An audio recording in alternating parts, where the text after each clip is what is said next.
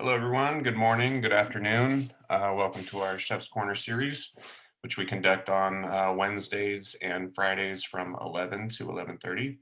I am your host today, Raymond Volis. I am the executive sous chef for At Your Table Kitchen at Intuit in Mount View. Today we're going to do a spice cake with a brown butter frosting. And for a safety moment, I just want to remind everybody about wearing masks because COVID is really it's really surging right now, and it's a concern for me, my family. It should be for yours as well. And not only to wear a mask, but to also wear it properly, because I can't tell you how many times I walk into a supermarket and people are wearing it under their nose or around their chin or something. So to me, they're not taking it seriously, and this is a serious situation. So please do it for yourself, do it for your family, do it for your friends, and wear a mask. With that said, Hannah, you can go ahead and play the video.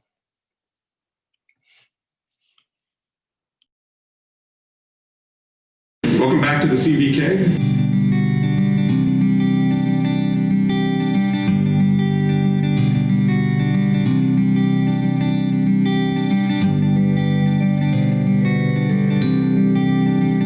Today we have a special guest baker coming all the way from upstairs. She's our house baker and daughter. This is Sarah Thompson. Come in. She's going to show us how to make a spice cake today. So take it away, Sarah. Show us what we got. So we're going to be starting our spice cake. We have our dry ingredients over here and our wet ingredients over here. For our wet ingredients, we have 2 tablespoons of molasses. I have 1 cup of packed brown sugar. I have 3/4 cup of melted butter, so that would be a stick and a half. I have 3 eggs. I have half a cup of milk, and then I have a 1/4 cup of sour cream and 1 tablespoon of vanilla. All of these ingredients are going to be like room temperature or warmed. I heated up the milk in the microwave, and I also put the sour cream in the microwave for a little bit too, because we want to keep all of our wet ingredients room temperature so that when we put the cake into the oven, it's not cold and it'll bake faster and more evenly. And then over here for our dry ingredients, I have 1 cup and 3/4 cup of flour. And then I have our spices that make it the spice cake. So that's going to be, let's see, we have cinnamon, there's cardamom in there, there's ginger, we have allspice and cloves. And then I have our leaveners. There's going to be a half a teaspoon of baking soda and a half a teaspoon of baking powder in there. And yeah, so those are our ingredients. Are these headbands? Are we going to be wearing these when? So those are cake strips. Oh, okay. So maybe you can explain what we'll that is. explain those in a little bit. Yeah. So to start, we're going to sift our dry ingredients. So Ray, you can do that. Okay. With flour. Starting with flour first. Start with the flour and the spices. Awesome. That's super fast. I usually take a lot longer. So it's important to sift our ingredients because, especially when it comes to the spices, so you're going to sift those into there next. Oh, okay. All in the same bowl. Yeah. Got it. And the spices, sometimes they leave a lot of clumps, especially in like the ginger gets clumpy, so it's important to sift those so that you get a more even batter. Yeah. And then we'll also throw in our leaveners while we're at it. Okay. Awesome. Boom. Dry ingredients are done. So now we're going to go to the wet ingredients. So I'm going to use my stand mixer here, and we're going to go ahead and do our molasses, which I'm going to use this spatula to get out.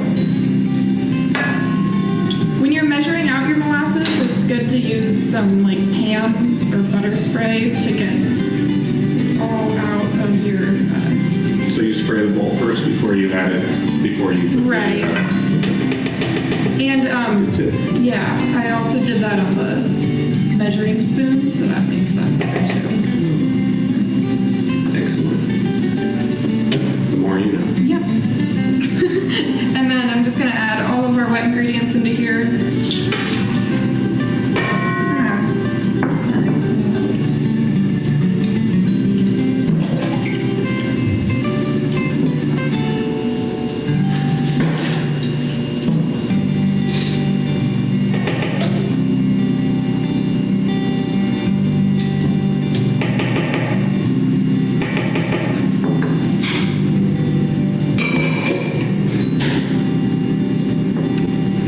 do we need to separate the eggs or anything like that? No, we're using- No.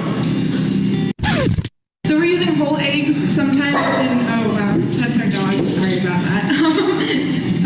So sometimes in cake recipes you use just egg whites so that you get a lighter colored cake. But this is a spice cake, so it doesn't matter what color it is because it's going to be brown, so we can use the whole eggs in there. I always crack my eggs onto a paper towel so that it doesn't get everywhere.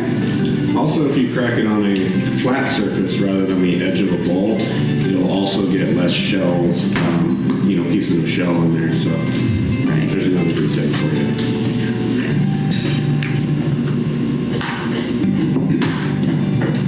And do you bring those to room temperature or anything? Yeah, so I actually put the eggs in a warm water bath so that they warmed up a little bit, so that they were also room temperature. And then I'm going to give this a quick mix.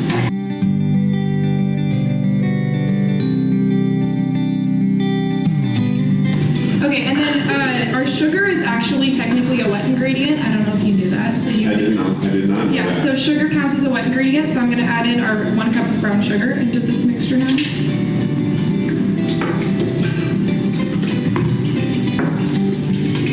Mix that up.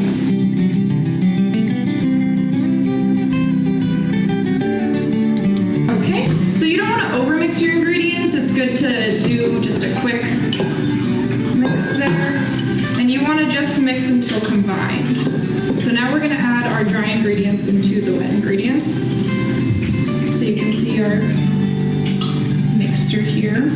So what happens if you overmix it then? if you overmix it, you can make your cake too dense, or just, I don't know, something happens to it. I think it's density that changes. I'm not completely an expert, but yeah. And then we're gonna add the dry ingredients into the wet ingredients.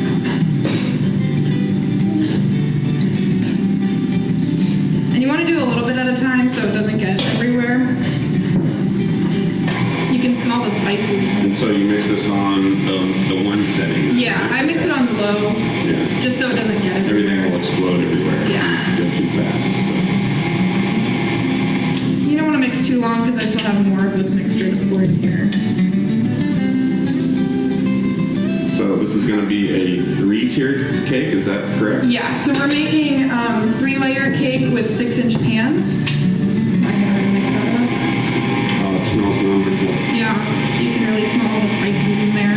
And this time of year, when you have this kind of cake baking, it just brings out the true holiday. It's great. All right, so that looks pretty good. So now we're going to prep our pans over here. So these are 6-inch pans, as I was saying, and we have 3 of them. So we're going to butter and flour these. Have you done this before, Ray? No, you can show me now. Okay. I'd be happy to help you. All right, so we're going to take some butter. You're just going to kind of Yeah. smear it around inside? Yep. On the sides as well? Yep. And the bottom, correct? So we're going to do the bottom. And the sides. It kind of gets messy. Okay. Yep. I'm going to go ahead and grab a glove myself. Okay. I try to hold on to it at the thing, but you can grab a glove. That makes sense. And then after you do that, you're going to add a little bit of flour into your pan Okay. and just kind of knock it around. Do you want the flour on the sides as well? Yep, flour all over. Okay. And this will prevent sticking. Yes. So if you don't have any butter or flour to do this, although they are in the cake, but if you don't want to do this, you can always use some ham or something. It's just always better to use the natural ingredients, in my opinion.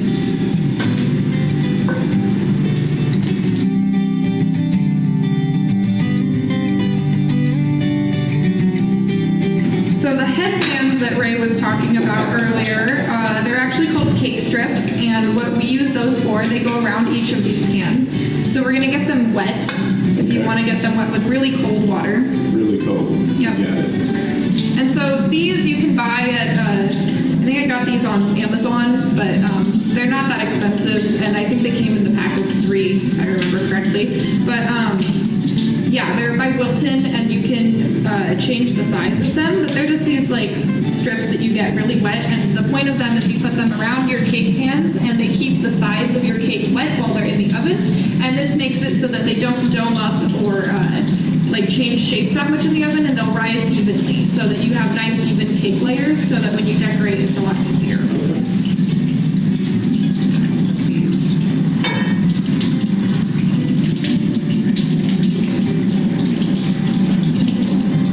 They're kind of like little belts for your cake. Great. All right, and then we're gonna pour our batter into these. I'm gonna give it a quick stir with my spatula. Sometimes I find that with these, the bottom doesn't get as mixed as the top does, so you can see where that is not. Yeah, that's common in any mixer, even industrial mixers. Yeah. So it's good to give it a stir just to make sure that that comes out. All right. And then we're going to pour these into here. I usually use a scale, but my scales actually does not have a full battery at the moment, so can't really do that. So we're going to kind of just estimate how much we want to put in there. So, but try to make them as even as possible. Man, this smells good. Yeah.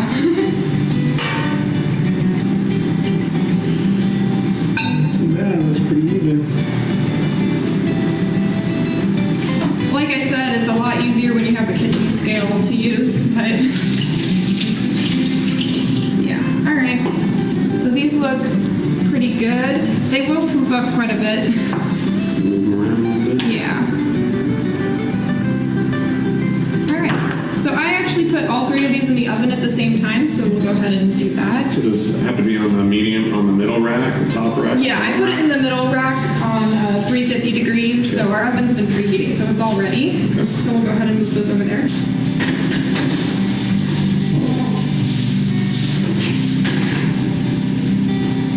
You want to keep some sort of separation in between them. Yeah. All right. Just like that. So it was actually about 30 minutes that you want to bake your cakes for, but just keep an eye on them, and sometimes it'll take a little longer and shorter. So these look just about done. We're going to go ahead and give it a toothpick test to make sure. So you just stick the toothpick in, and it came out clean. So these are going to be all done. So we're going to go ahead and pull these out of the oven and put them onto the cooling rack.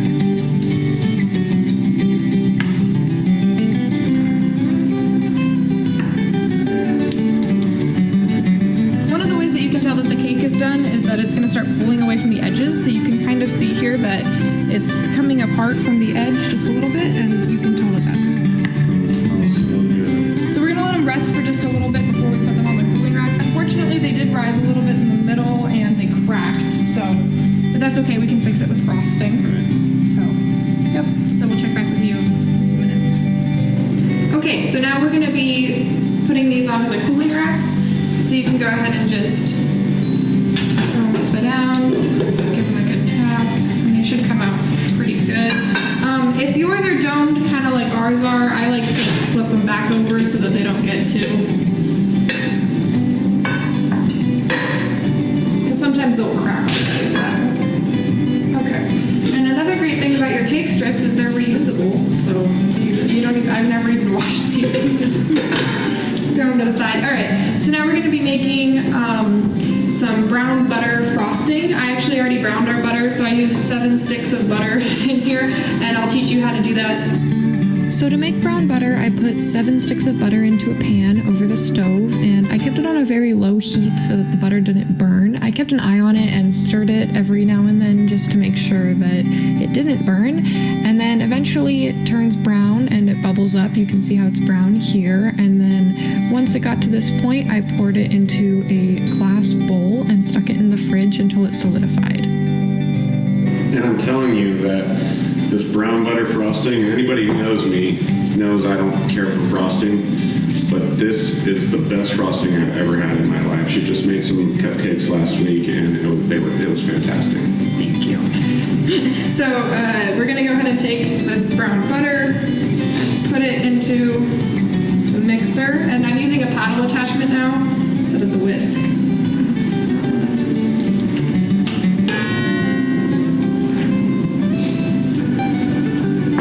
You want me to assist you? Yeah, you can go ahead and do that. besides the brown butter, we're going to be adding a little bit of milk, some powdered sugar, and then I'm going to, because this is a spice cake, I'm going to be adding in some cardamom and some ground cinnamon to the frosting as well, and then also some vanilla extract. You usually want to do about a teaspoon of vanilla extract, and then I'm going to kind of just do my own measurements of cinnamon and cardamom. You don't have to put those in there, those are optional.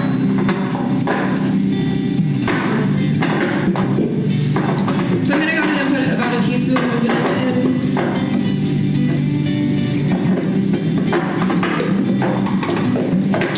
And so the bottom of the brown butter right here, that's all really good. You want to keep that flavor in there. All that in there. As soon as I got to that spot in there, the aroma was... You can smell it. All right, so I'm going to go ahead and give this a quick whip. So you can see that the consistency of this is already like frosting, like, so really good. I'm going to go ahead and add the bit of cinnamon and cardamom over here. And then I'll just give that a quick stir. Okay, and then we're going to be adding about a pound of sugar. It depends on how you like it. We don't like our sugar that sweet. I prefer more of a buttery frost, or we don't like our sugar that sweet. We don't like our frosting that sweet. I prefer more of a buttery frosting, so I put less sugar, but if you want to add more sugar, that's up to you. It's all taste. It's all preference. Preference, thank you. That's a better word to use. All right, so I'm gonna go ahead and put in some sugar. And then Ray, if you want to grab like a tea towel, great. So I don't put all of it in at once because again, you want to see how you like it. Yeah, just like a light towel. Yeah, that's fine. So this is a good tip that I like to do when working with powdered sugar. Powdered sugar goes everywhere, so if you throw a towel over your mixer before you start mixing it, sugar won't go everywhere. So you can see that this is more frosting consistency, but you probably want more sugar in there because we didn't use too much, so we're gonna add some more. Do a little at a time so it doesn't get everywhere. Yeah.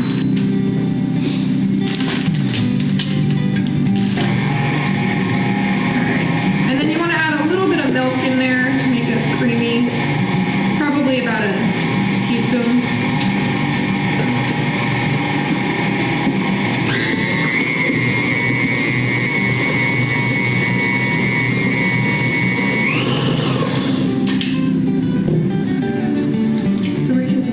Taste. I would like to.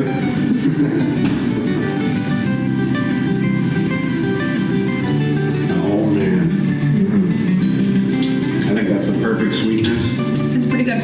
All right. And that brown butter. Woo. The brown butter really brings out that. It's like a nutty flavor. It's so good. Yeah. Okay. So now I'm going to separate these into a few different bowls because we're going to be coloring a little bit of it. I'm going to scrape off this butter now if you want to lick the rest of that. No, I'm good. So what's each color going to do now? So we're going to make a tree. So the brown is going to be the branches, and then the red, the orange, and the yellow are going to be some leaves. We'll be piping those on with a leaf tip. So I'll give you a close-up of that. So that's what a leaf tip looks like, and I'll show you how you make a leaf with that. So we're going to go ahead and dye these colors now. I don't have brown, so we're going to be making brown with some purple and orange, I believe is how you make brown. It's always fun to figure it out. Okay. If you have any big chunks of the stuff in there, you can kind of crush it up with your spoon a little bit so that when you pipe it, it comes out easier. I'm going to add a little bit more red to this because it's more pink than I'd like it. But you see how there's a thing right there? That's from the brown butter. So I'm going to kind of crush it up so it doesn't bother us later when you're piping.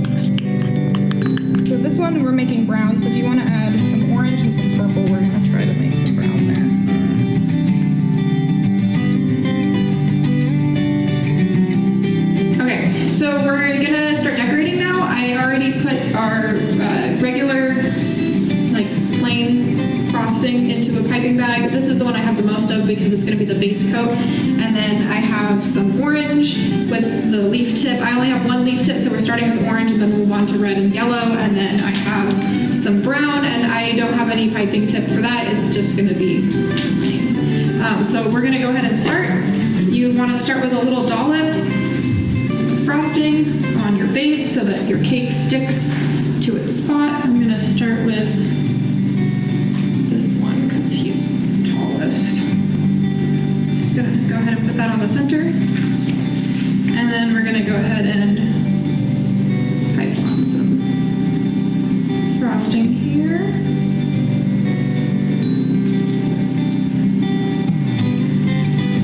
And then I'm using an offset spatula to just smooth it.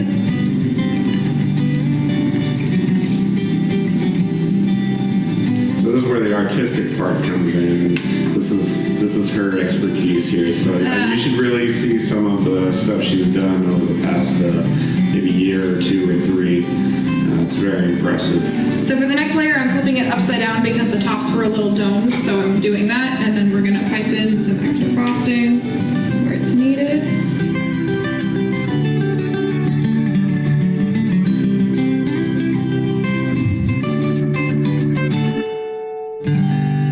Then we're gonna do our base coat. So fill in any of these cracks here, and then just frost it up.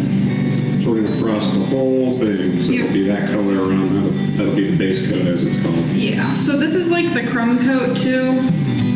Typically you do 2 layers because the first one gets all the crumbs out. Then you put it in the fridge and you do the second layer. I don't know if I have enough frosting for that right now. So we're gonna try to make this work. Theoretically, you wanna do 2 layers.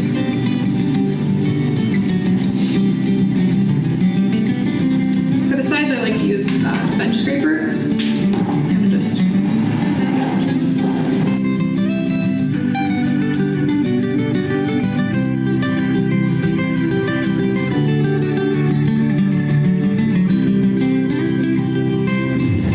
So I have a really thin layer here, so this is going to be our crumb coat.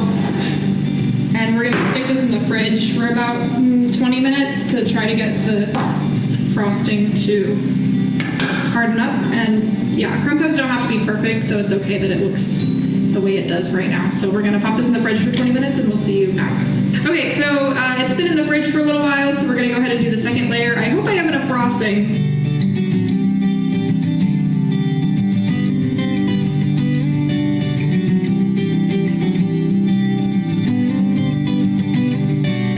Okay, so now I'm gonna be doing a little tree, so this is kind of just like freehand, so wish me luck.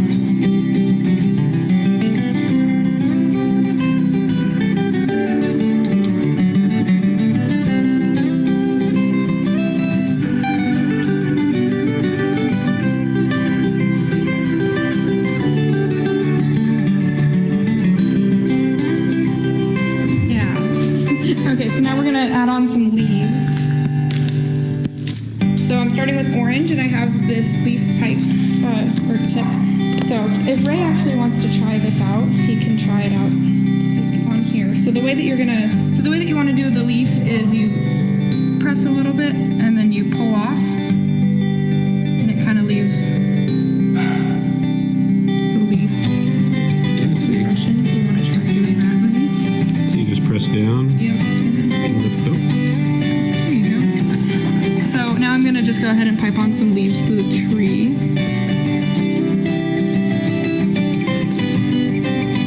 And remember, I'm doing orange, red, and yellow, so I want to do these kind of in different places so I have room for the other ones still.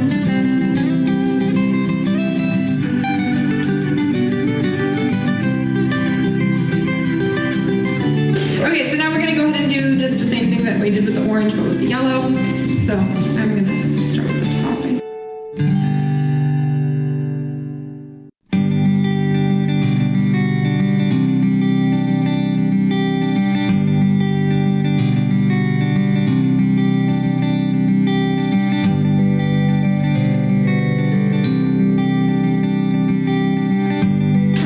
Very cool. Well, there's our cake. can do any kind of design you want to, be creative. You know, just like any artist with an open canvas, it's yours to determine what you want to make of it. So. Yeah, for sure. So yeah, there's Very cool. All right. spice cake. Can't wait to open it up and have some. So, I hope you guys learned a little bit here. I know I did. I'm not much of a baker, and Sarah was. It was lucky we had her to come in and show us how to make a cake today. So. I'm usually behind the camera, so it's different to be in front of the camera. So yeah. Hope you guys enjoy this recipe, and thank you. All right. We'll see you next time.